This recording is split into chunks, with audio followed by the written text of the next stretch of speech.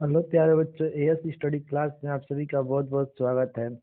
जैसे कि अभी हमारा सीरीज चल रहा है वाणिज्य गणित कक्षा 8 से कुछ प्रश्न है जिस पे हम आज डिस्कशन करेंगे और अपने प्रश्न को सॉल्व करते हैं। देखते हैं कि आज का हमारा प्रश्न क्या कह रहा है और इसमें क्या हमको निकालना है। ठीक, तो आते हैं अपने सवाल पे। जैसे कि हमको दिया गया है कोई धन 12% वार्षिक चक्रवृद्धि ब्याज की दर से 1 वर्ष के लिए दिया जाता है। यदि ब्याज प्रतिशत प्रति तिमाही दर हो तो प्रति तिमाही ब्याज की दर बताइए। तो सबसे पहले जब तिमाही या छमाही बोले, जैसे कि अगर हमको बात किया जाए कि तिमाही या छमाही की, यहाँ पे बात किसका चल रहा है? यहाँ पे बात चल रहा है तिमाही का। तो बात अगर तिमाही का है तो सबसे पहले हम क्या करेंगे, अगर मान लीजिए 12 है, 12 एक साल का दिया गया है। ठीक, अगर हम ये समझते हैं कि एक ईयर में यानी कि एक साल में कितने महीने, 12, और इन 12 महीनों को हम क्या करेंगे, तीन तीन महीनों के क्रम में बांट देंगे। अगर 12 महीनों को हम बांटते हैं 3 भागों में तो क्या आएगा, 4, 4 और 4, यानी कि कितना हो रहा है, 4 की संख्या तो 3। ठीक, यानी कि हमारा जो एक साल है, ये जो हमारा एक साल है, एक साल में कितने तिमाही होते हैं? तो 3। एक साल में कितने तिमाही? तो 3। क्यों? क्योंकि जो हमारा एक साल होता है उसमें 12 महीने, और 12 महीनों को हम अगर बांटे 66 महीने के क्रम में तो कितने बार आएगा, 3 बार आ रहा है। इसलिए क्या होगा, हमारी 3 तिमाही होगी। ठीक, तो जो 12% है इसको भी हम 3 से डिवाइड कर देंगे। यहाँ पे जब 3 से डिवाइड करेंगे तो क्या हो जाएगा, हमारा जब हो जाएगा 3 चौको 12, यानी कि 4% यानी कि 4% देना पड़ेगा हमको तिमाही ब्याज की दर। ठीक, ये हो गया हमारा प्रश्न नंबर पहला। अब अपने प्रश्न अगले प्रश्न पे आते हैं। जैसे कि हमारा अगला प्रश्न है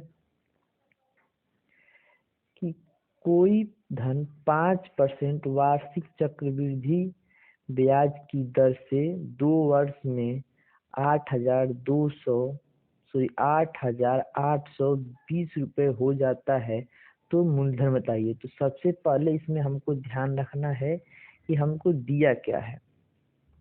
हमको दिया है पी, हमसे पूछ रहा है, पी का वैल्यू हमें नहीं दिया है, क्योंकि यहाँ पे साफ साफ लिखा है कि मूलधन ज्ञात करना है, यानी कि मूलधन हमें नहीं पता है। तो यहाँ पे मूलधन को हम पी से रिप्रेजेंट करते हैं, तो पी हमको नहीं दिया गया। ठीक, और आर क्या दिया गया है, तो आर बराबर 5%। ठीक, और हमको टाइम क्या दिया गया है, यहाँ पे हमको टाइम दिया है 2 साल। ठीक, और जो हमारा चक्रवृद्धि ब्याज की वजह से 2 हो जाता है, यानी कि जो ए है, मिश्रधन है, वह हमारा क्या है, तो वह हमारा 8,820 रुपये है। ठीक, 20 रुपये है, हमको ये चीज दिया गया है। और हमारा सूत्र क्या होता है, इसको भी हम यहाँ पे लिख देते हैं। जो हमारा सूत्र होता है, ए इक्वल पी ब्रैकेट में 1 प्लस आर बटे 100 के पावर यहाँ पे हो जाएगा हमारा t। ठीक, तो ये हमारा सूत्र होता है जिसमें से हमको p नहीं पता है। ठीक, अगले स्लाइड को देखते हैं और इस प्रकार करेंगे। जैसे कि हमको निकालना है p निकालना है, तो p को क्वेश्चन मार्क। ठीक, अब सूत्र लिखते हैं, a इक्वल p कोष्टक में 1 प्लस r बटे 100 के पावर t। अब यहाँ से सबका वैल्यू देंगे। जैसे कि हमको a क्या दिया है, तो a दिया है 8,820 रुपये, तो यहाँ पे a का मान रख देते हैं। जैसे कि 8,020 बराबर p हमको नहीं पता है, तो p को ऐसे रहने देते हैं। और यहाँ पे 1 प्लस r हमको 5% दिया गया है, जो यहाँ पे हम लोगों ने लिखा भी है, कितना है तो 5%। ठीक, और इसी चीज को यहाँ पे हम लिख दिए, फिर बटे में 100, बटे में हो गया हमारा 100। और टाइम दिया गया है, यहाँ पे टाइम क्या दिया है, 2 साल, तो इसको भी हम यहाँ पे 2 लिख देते हैं। ठीक, अब यहाँ पे 8,820 बराबर p, और यहाँ से 100 का इसमें गुणा करेंगे तो हो जाएगा 100, और इसमें जोड़ देंगे, यानी कि 105 बटे 100 के पावर हमारा 2। ठीक, इतना बात क्लियर है। अगले स्लाइड को देखते हैं। यहाँ पे जैसे कि हमारा है 8,820 बराबर p, और ब्रैकेट में 105 बटे 100 और की पावर 2।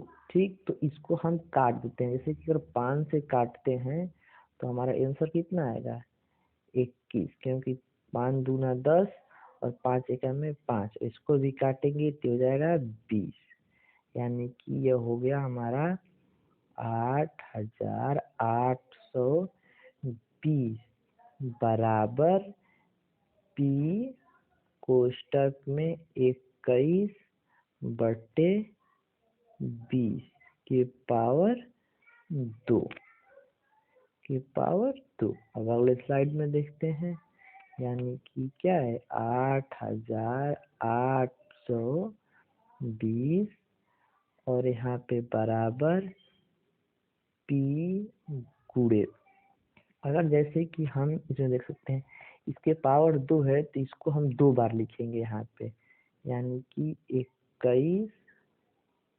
गुणे 21 और नीचे 20 गुणे 20। ठीक, तो फिर यहाँ पे आगे हमारा 8,820 और बराबर यहाँ से p और 21 का स्क्वायर करेंगे तो हमारा आएगा 441 और नीचे हमारा हो जाएगा 400। ठीक, तो यहाँ से अगले स्लाइड में देखते हैं। अगले स्लाइड में यानी कि 8,820 था और बराबर p गुणे 441 बटे 400। तो अगर यहाँ से हमको p का वैल्यू निकालना है, अगर p का क्या करना है, वैल्यू निकालना है, अगर यहाँ पे हम पी का वैल्यू निकालें तो पी इक्वल 8,820 तो होगा ही, लेकिन जब ये इस साइड जाएगा तो गुणा का चिन्ह लगाएगा। और जैसे कि जो 400 है क्या है, अगर देखा जाए तो पी से क्या कर रहा है, गुणा कर रहा है, तो इधर जाके भाग कर, इसे यहाँ पे पी से भाग कर रहा है, तो इस साइड जाके क्या करेगा, गुणा करेगा, यानी कि यहाँ हो जाएगा 400। ठीक, और नीचे पूरे के बटे में हो जाएगा हमारा क्या, यहाँ पे 441। ठीक, तो अगर एक चीज देखिए, जैसे कि 441 का दोगुना क्या होगा, 842। तो यहाँ से हम अगर इसको काट दें, 441 एकड़ में 441, 441 का 2 बार पहाड़ा पढ़ देंगे तो क्या आएगा, 842 और साथ में एक 0। यानी कि हमारा क्या हो गया, अगले स्लाइड में देख लेते हैं। यानी कि हमने जो P का वैल्यू निकाला है उसमें 20 और गुणे 400।